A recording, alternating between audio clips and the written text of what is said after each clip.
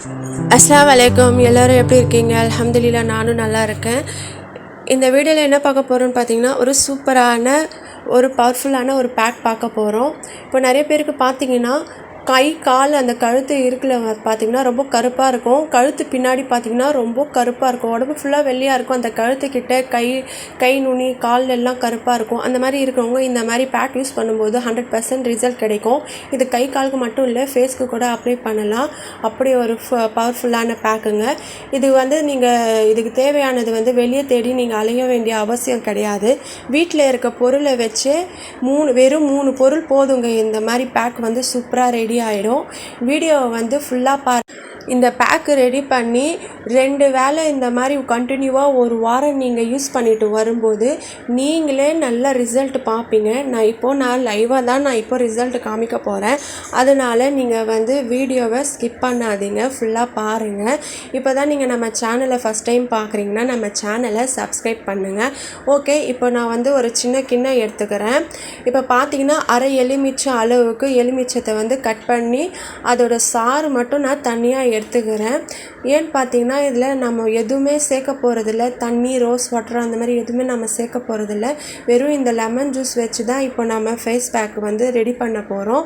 இப்போ இந்த பாதி அளவு எலுமிச்சை சாறு ஒரு கிண்ணத்தில் எடுத்துக்கிறேன். அடுத்தது நான் என்ன சேர்க்க போகிறேன்னு பார்த்தீங்கன்னா காஃபி தூள் சேர்த்துக்கலாம்.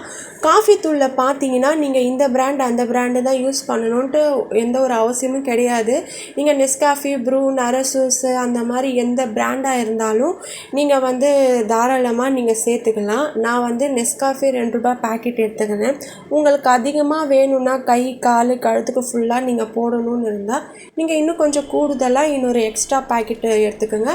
எக்ஸ்ட்ரா ஒரு முழு எலுமிச்சம் அந்த மாதிரி எடுத்துக்கோங்க. இப்போது நான் அடுத்தது என்னென்னு பார்த்தீங்கன்னா கஸ்தூரி மஞ்சத்தூள் பாதி ஸ்பூன் நான் சேர்த்துக்கிறேன். கஸ்தூரி மஞ்சத்தூள் பார்த்திங்கன்னா இயற்கையாகவே அதோடய வாசனை சூப்பராக இருக்கும். அது மட்டும் இல்லாமல் நல்ல ஒரு கிருமி நாசினிங்க. உடம்புல இருக்க பாக்டீரியாவால் நம்ம உடம்பு வேர்வை ஸ்மெல் அடிக்கும்.